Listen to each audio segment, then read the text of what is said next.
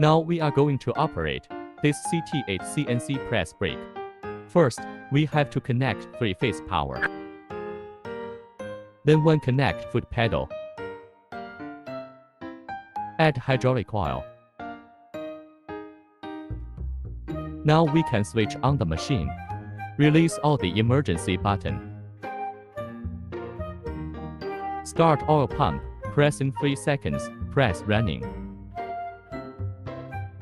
Every time switch on the machine, it will automatically find origin reference. After origin, press foot pedal. Now machine is ready to start bending your job. We choose English language setting. Also, we have many other languages to choose. Now we are going to make program for this product. This side is 135 degree. This angle is 90 degree. Press New Program.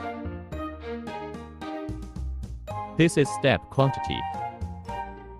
Here we choose required mode we need. Must be same with actual punch and die installed on the machine.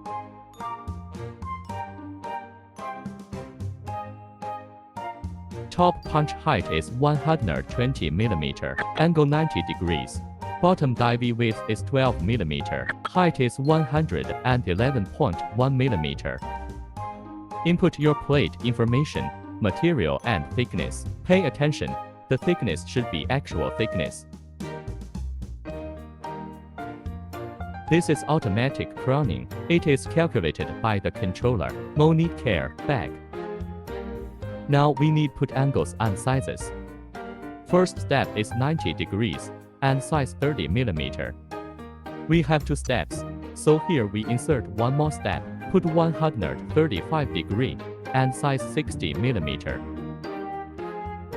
No need to set our value unless special requirement.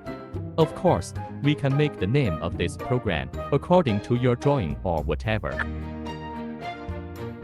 Here we can also choose the existing programs we require. After finish programs, we go to first step and press start.